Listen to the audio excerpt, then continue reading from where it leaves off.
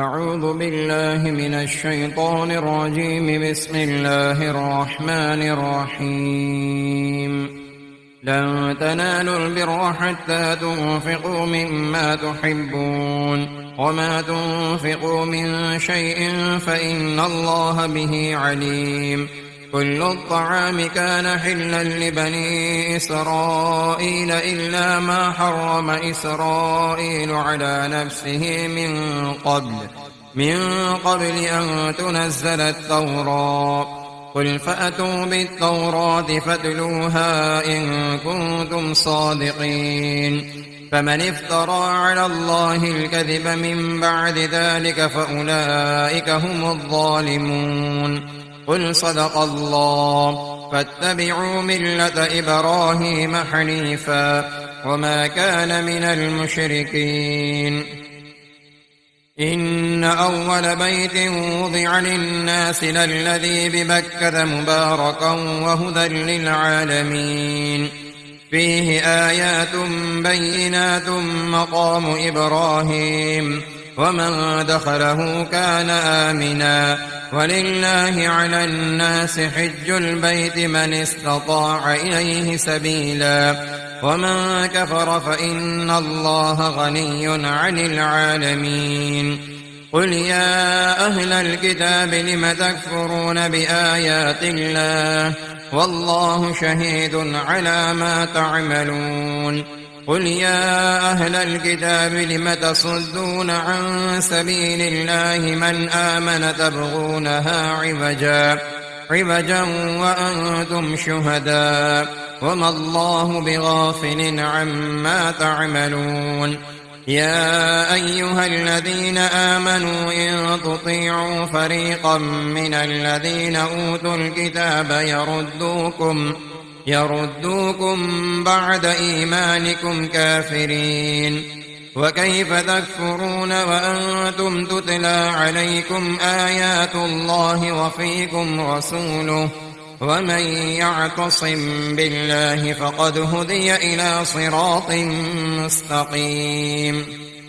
يا أيها الذين آمنوا اتقوا الله حق تقاته ولا تموتن إلا وأنتم مسلمون. واعتصموا بحبل الله جميعا ولا تفرقوا. واذكروا نعمة الله عليكم إذ كنتم أعداء فألف بين قلوبكم فأصبحتم بنعمته إخوانا وكنتم على شفا حفرة من النار فأنقذكم منها. كذلك يبين الله لكم آياته لعلكم تهتدون. ولتكن منكم أمة يدعون إلى الخير ويأمرون بالمعروف وينهون عن المنكر وأولئك هم المفلحون. ولا تكونوا كالذين تفرقوا واختلفوا من بعد ما جاءهم البينات وأولئك لهم عذاب عظيم. يوم تبيض وجوه وتسود وجوه فأما الذين اسودت وجوههم أكفرتم بعد إيمانكم فذوقوا العذاب بما كنتم تكفرون. وأما الذين بيضت وجوههم ففي رحمة الله هم فيها خالدون. تلك آيات الله نتلوها عليك بالحق وما الله يريد ظلما للعالمين. ولله ما في السماوات وما في الأرض وإلى الله ترجع الأمور. كنتم خير أمة أخرجت للناس تأمرون بالمعروف وتنهون عن المنكر وتؤمنون بالله. ولو آمن أهل الكتاب لكان خيرا لهم منهم المؤمنون وأكثرهم الفاسقون. لن يضروكم إلا أذى وإن يقاتلوكم يولوكم الأدبار ثم لا ينصرون. ضربت عليهم الذلة أينما ثقفوا إلا بحبل من الله وحبل من الناس وباءوا بغضب من الله وضربت عليهم المسكنة ذلك بأنهم كانوا يكفرون بآيات الله ويقتلون الأنبياء بغير حق ذلك بما عصوا وكانوا يعتدون ليسوا سواء من أهل الكتاب أمة قائمة يتلون آيات الله آناء الليل وهم يسجدون يؤمنون بالله واليوم الآخر ويأمرون بالمعروف وينهون عن المنكر ويسارعون في الخيرات وأولئك من الصالحين وما يفعلوا من خير فلن يكفروا والله عليم بالمتقين إن الذين كفروا لن تغني عنهم أموالهم ولا أولادهم من الله شيئا وأولئك أصحاب النار هم فيها خالدون مثل ما ينفقون في هذه الحياة الدنيا كمثل ريح فيها صر أصابت حرث قوم ظلموا أنفسهم فأهلكت وما ظلمهم الله ولكن أنفسهم يظلمون يا أيها الذين آمنوا لا تتخذوا بطانة من دونكم لا يألونكم خبالا ودوا ما عنتم قد بدت البغضاء من أفواههم وما تخفي صدورهم أكبر قد بينا لكم الآيات إن كنتم تعقلون ها أنتم أولئك تحبونهم ولا يحبونكم وتؤمنون بالكتاب كله وإذا لقوكم قالوا آمنا وإذا خلوا عضوا عليكم الأنامل من الغيظ قل موتوا بغيظكم إن الله عليم بذات الصدور إن تمسسكم حسنة تسؤهم وإن تصبكم سيئة يفرحوا بها وإن تصبروا وتتقوا لا يضركم كيدهم شيئا إن الله بما يعملون محيط وإذ غدوت من أهلك تبوئ المؤمنين مقاعد للقتال والله سميع عليم إذ هم الطائفتان منكم أن تفشلا والله وليهما وعلى الله فليتوكل المؤمنون ولقد نصركم الله ببدر وأنتم أذلة فاتقوا الله لعلكم تشكرون إذ تقول للمؤمنين ألن يكفيكم أن يمدكم ربكم ب3,000 من الملائكة منزلين بلى إن تصبروا وتتقوا ويأتوكم من فورهم هذا يمددكم ربكم ب5,000 من الملائكة مسومين وما جعله الله إلا بشرى لكم ولتطمئن قلوبكم به وما النصر إلا من عند الله العزيز الحكيم ليقطع طرفا من الذين كفروا أو يكبتهم فينقلبوا خائبين ليس لك من الأمر شيء أو يتوب عليهم أو يعذبهم فإنهم ظالمون ولله ما في السماوات وما في الأرض يغفر لمن يشاء ويعذب من يشاء والله غفور رحيم يا أيها الذين آمنوا لا تأكلوا الربا أضعافا مضاعفة واتقوا الله لعلكم تفلحون واتقوا النار التي أعدت للكافرين وأطيعوا الله والرسول لعلكم ترحمون وسارعوا إلى مغفرة من ربكم وجنة عرضها السماوات والأرض أعدت للمتقين الذين ينفقون في السراء والضراء والكاظمين الغيظ والعافين عن الناس والله يحب المحسنين والذين إذا فعلوا فاحشة أو ظلموا أنفسهم ذكروا الله فاستغفروا لذنوبهم ومن يغفر الذنوب إلا الله ولم يصروا على ما فعلوا وهم يعلمون أولئك جزاؤهم مغفرة من ربهم وجنات تجري من تحتها الأنهار خالدين فيها ونعم أجر العاملين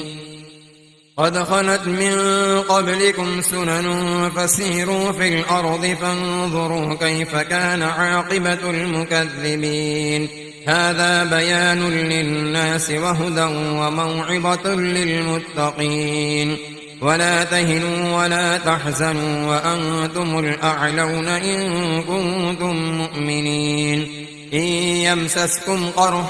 فقد مس القوم قرح مثله وتلك الأيام نداولها بين الناس وليعلم الله الذين آمنوا ويتخذ منكم شهداء والله لا يحب الظالمين وليمحص الله الذين آمنوا ويمحق الكافرين أم حسبتم أن تدخلوا الجنة ولما يعلم الله الذين جاهدوا منكم ويعلم الصابرين ولقد كنتم تمنون الموت من قبل أن تلقوه فقد رأيتموه وأنتم تنظرون وما محمد إلا رسول قد خلت من قبله الرسل أفإن مات أو قتل انقلبتم على أعقابكم ومن ينقلب على عقبيه فلن يضر الله شيئا وسيجزي الله الشاكرين وما كان لنفس أن تموت إلا بإذن الله كتابا مؤجلا ومن يرد ثواب الدنيا نؤته منها ومن يرد ثواب الآخرة نؤته منها وسنجزي الشاكرين وكأين من نبي قاتل معه ربيون كثير فما وهنوا لما أصابهم في سبيل الله وما ضعفوا وما استكانوا والله يحب الصابرين وما كان قولهم إلا أن قالوا ربنا اغفر لنا ذنوبنا وإسرافنا في أمرنا وثبت أقدامنا وانصرنا على القوم الكافرين فآتاهم الله ثواب الدنيا وحسن ثواب الآخرة والله يحب المحسنين يا أيها الذين آمنوا إن تطيعوا الذين كفروا يردوكم على أعقابكم فتنقلبوا خاسرين بل الله مولاكم وهو خير الناصرين سنلقي في قلوب الذين كفروا الرعب بما أشركوا بالله ما لم ينزل به سلطانا ومأواهم النار وبئس مثوى الظالمين ولقد صدقكم الله وعده إذ تحسونهم بإذنه حتى إذا فشلتم وتنازعتم في الأمر وعصيتم من بعد ما أراكم ما تحبون منكم من يريد الدنيا ومنكم من يريد الآخرة ثم صرفكم عنهم ليبتليكم ولقد عفا عنكم والله ذو فضل على المؤمنين إذ تسعدون ولا تلوون على أحد والرسول يدعوكم في أخراكم فأثابكم غما بغم لكي لا تحزنوا على ما فاتكم ولا ما أصابكم والله خبير بما تعملون ثم أنزل عليكم من بعد الغم أمنة نعاسا يغشى طائفة منكم وطائفة قد أهمتهم أنفسهم يظنون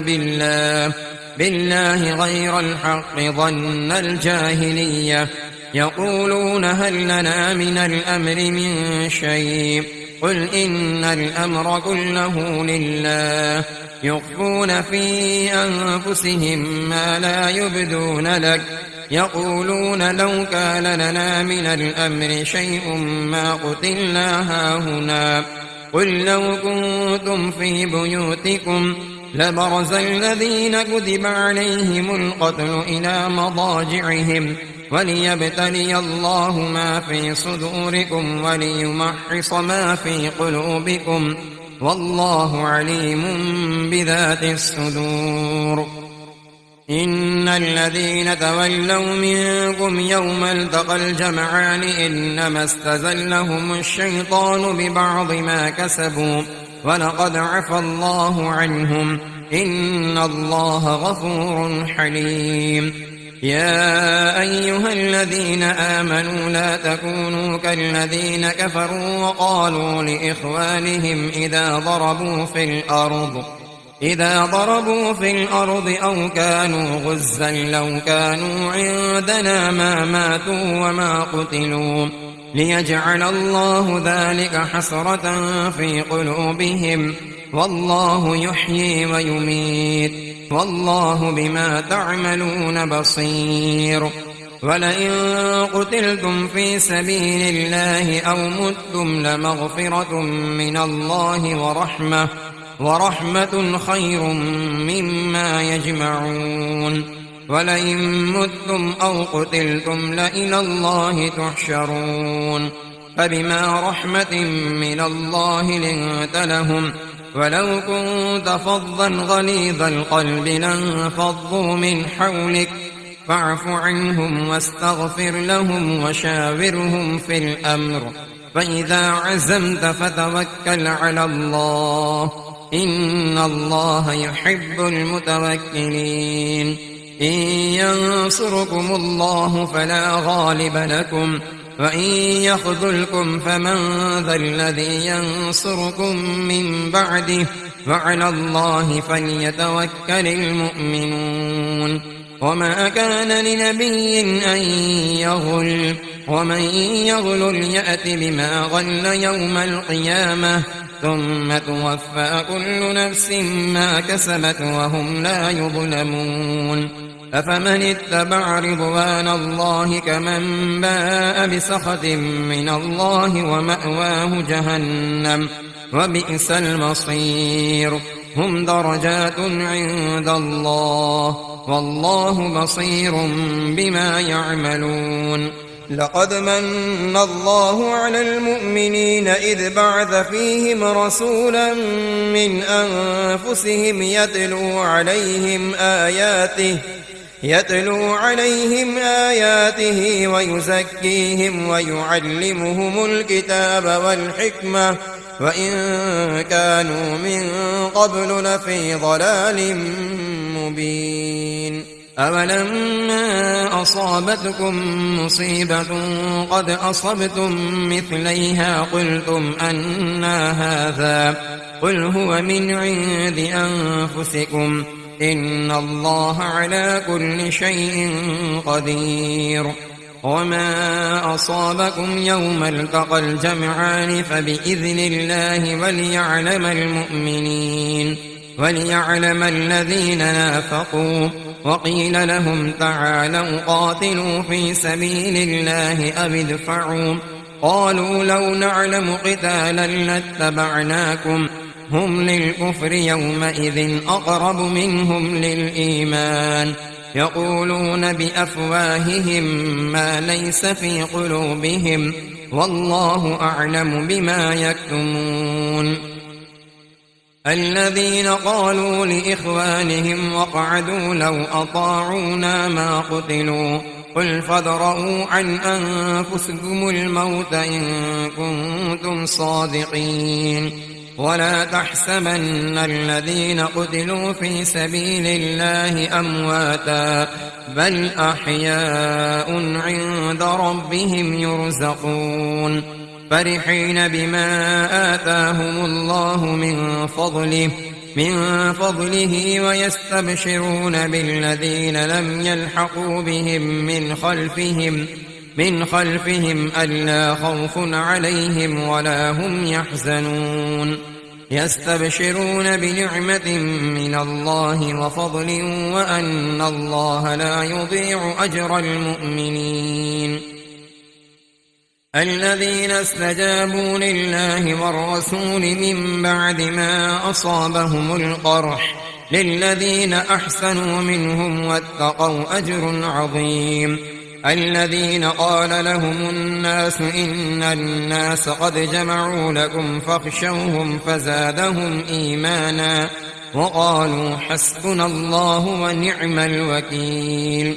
فانقلبوا بنعمة من الله وفضل لم يمسسهم سوء واتبعوا رضوان الله والله ذو فضل عظيم. إنما ذلكم الشيطان يخوف أولياءه فلا تخافوهم وخافون إن كنتم مؤمنين. ولا يحزنك الذين يسارعون في الكفر إنهم لن يضروا الله شيئا يريد الله ألا يجعل لهم حظا في الآخرة ولهم عذاب عظيم. يريد الله ألا يجعل لهم حظا في الآخرة ولهم عذاب عظيم. إن الذين اشتروا الكفر بالإيمان لن يضروا الله شيئا ولهم عذاب أليم. ولا يحسبن الذين كفروا أنما نملي لهم خير لأنفسهم إنما نملي لهم ليزدادوا إثما ولهم عذاب مهين. ما كان الله ليذر المؤمنين على ما أنتم عليه حتى يميز الخبيث من الطيب وما كان الله ليطلعكم على الغيب ولكن الله يجتبي من رسله من يشاء فآمنوا بالله ورسله وإن تؤمنوا وتتقوا فلكم أجر عظيم. ولا يحسبن الذين يبخلون بما آتاهم الله من فضله هو خيرا لهم بل هو شر لهم سيطوقون ما بخلوا به يوم القيامة ولله ميراث السماوات والأرض والله بما تعملون خبير. لقد سمع الله قول الذين قالوا إن الله فقير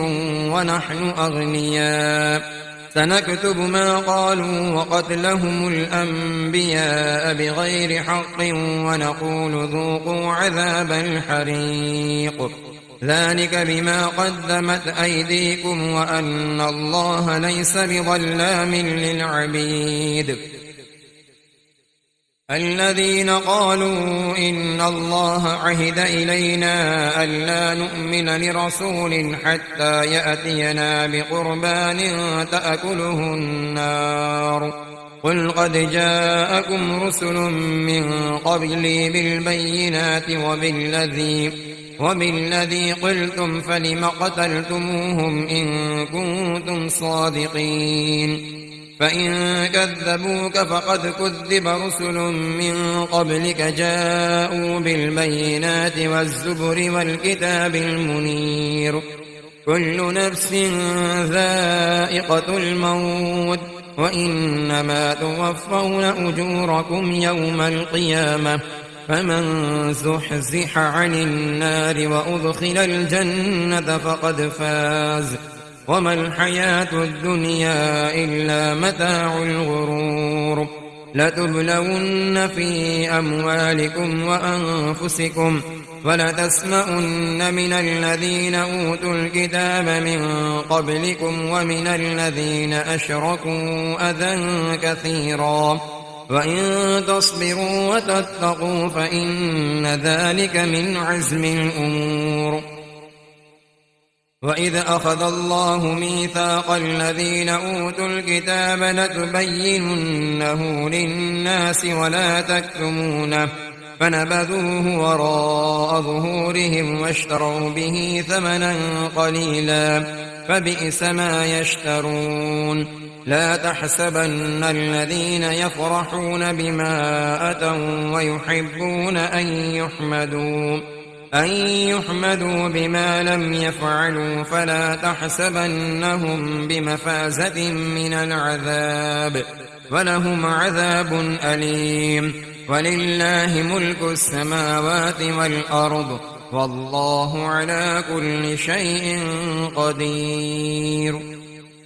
إن في خلق السماوات والأرض واختلاف الليل والنهار لآيات لأولي الألباب الذين يذكرون الله قياما وقعودا وعلى جنوبهم ويتفكرون في خلق السماوات والأرض ربنا ما خلقت هذا باطلا سبحانك فقنا عذاب النار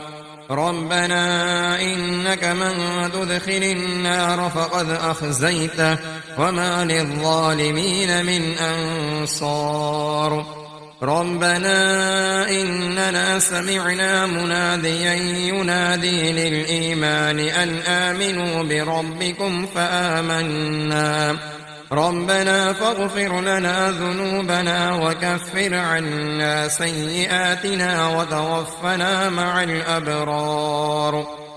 ربنا وآتنا ما وعدتنا على رسلك ولا تخزنا يوم القيامة إنك لا تخلف الميعاد فاستجاب لهم ربهم أني لا أضيع عمل عامل منكم من ذكر أو أنثى بعضكم من بعض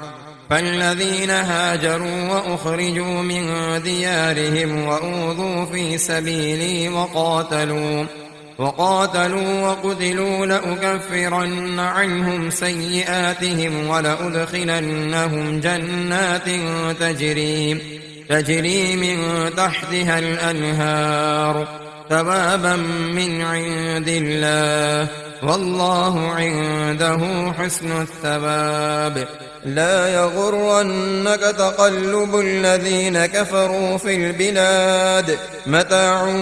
قليل ثم مأواهم جهنم وبئس المهاد لكن الذين اتقوا ربهم لهم جنات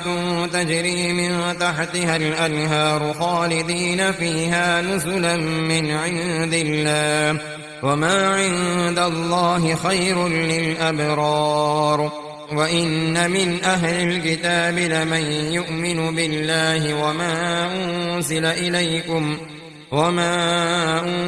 إليكم وما أنزل إليهم خاشعين لله لا يشترون بآيات الله ثمنا قليلا أولئك لهم أجرهم عند ربهم إن الله سريع الحساب يا أيها الذين آمنوا اصبروا وصابروا ورابطوا واتقوا الله لعلكم تفلحون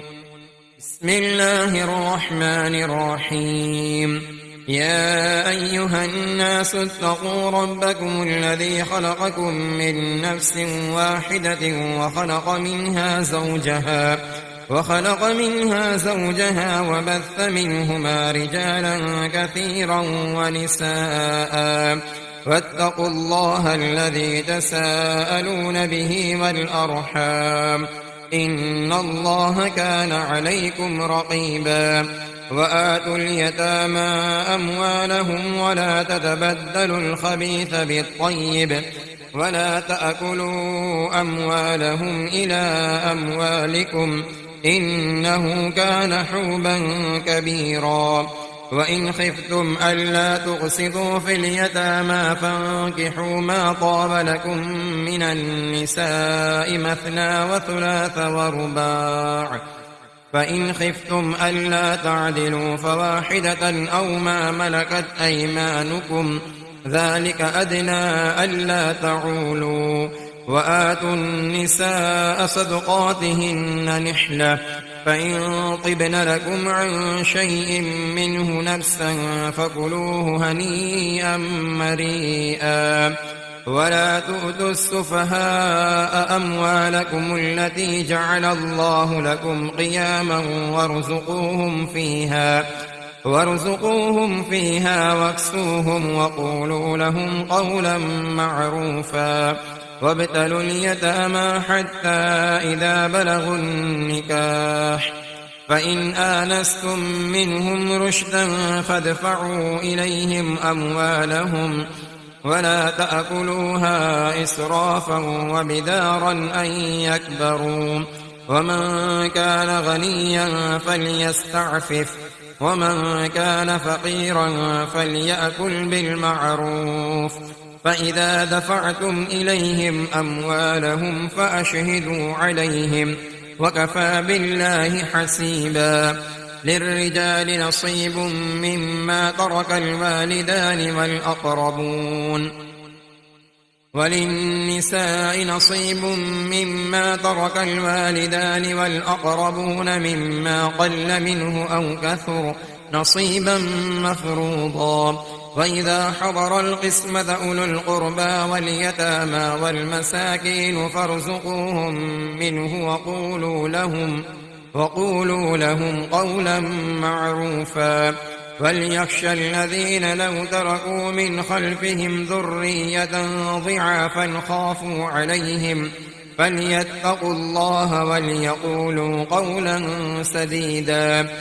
إن الذين يأكلون أموال اليتامى ظلما إنما يأكلون في بطونهم نارا وسيصلون سعيرا يوصيكم الله في أولادكم للذكر مثل حظ الأنثيين فإن كن نساء فوق 2 فلهن ثلثا ما ترك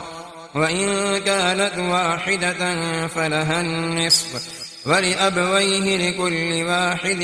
منهما السدس مما ترك إن كان له ولد فإن لم يكن له ولد وورثه أبواه فلأمه الثلث فإن كان له إخوة فلأمه السدس من بعد وصية يوصي بها أو دين آباؤكم وأبناؤكم لا تدرون أيهم أقرب لكم نفعا فريضة من الله إن الله كان عليما حكيما ولكم نصف ما ترك أزواجكم إن لم يكن لهن ولد فإن كان لهن ولد فلكم الربع مما تركن من بعد وصية يوصين بها أو دين ولهن الربع مما تركتم إن لم يكن لكم ولد فإن كان لكم ولد فلهن الثمن مما تركتم من بعد وصية توصون بها أو دين وإن كان رجل يورث كلالة أو امرأة وله أخ أو أخت فلكل واحد منهما السدس فإن كانوا أكثر من ذلك فهم شركاء في الثلث من بعد وصية يوصى بها أو دين غير مضار، وصية من الله، والله عليم حليم. تلك حدود الله، ومن يطع الله ورسوله يدخله جنات تجري من تحتها الأنهار خالدين فيها، وذلك الفوز العظيم. ومن يعص الله ورسوله ويتعد حدوده يدخله نارا خالدا فيها وله عذاب مهين. واللاتي يأتين الفاحشة من نسائكم فاستشهدوا عليهن 4 منكم، فإن شهدوا فأمسكوهن في البيوت حتى يتوفاهن الموت أو يجعل الله لهن سبيلا. واللذان يأتيانها منكم فآذوهما، فإن تابا وأصلحا فأعرضوا عنهما، إن الله كان توابا رحيما. إنما التوبة على الله للذين يعملون السوء بجهالة ثم يتوبون من قريب فأولئك يتوب الله عليهم، وكان الله عليما حكيما. وليست التوبة للذين يعملون السيئات حتى إذا حضر أحدهم الموت قال إني تبت الآن، ولا الذين يموتون وهم كفار، أولئك أعتدنا لهم عذابا أليما. يا أيها الذين آمنوا لا يحل لكم أن ترثوا النساء كرها، ولا تعضلوهن لتذهبوا ببعض ما آتيتموهن إلا أن يأتين بفاحشة مبينة، وعاشروهن بالمعروف. فإن كرهتموهن فعسى أن تكرهوا شيئا ويجعل الله فيه خيرا كثيرا. وإن أردتم استبدال زوج مكان زوج وآتيتم إحداهن قنطارا فلا تأخذوا منه شيئا، أتأخذونه بهتانا وإثما مبينا. وكيف تأخذونه وقد أفضى بعضكم إلى بعض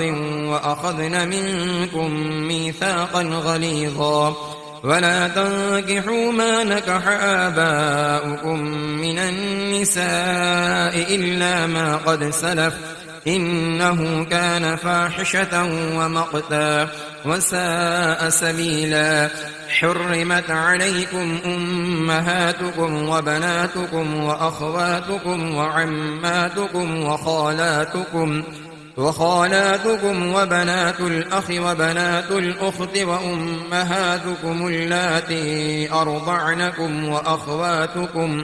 وأخواتكم من الرضاعة وأمهات نسائكم وربائبكم اللاتي في حجوركم من نسائكم اللاتي دخلتم بهن، فإن لم تكونوا دخلتم بهن فلا جناح عليكم. وحلائل أبنائكم الذين من أصلابكم، وأن تجمعوا بين الأختين إلا ما قد سلف، إن الله كان غفورا رحيما.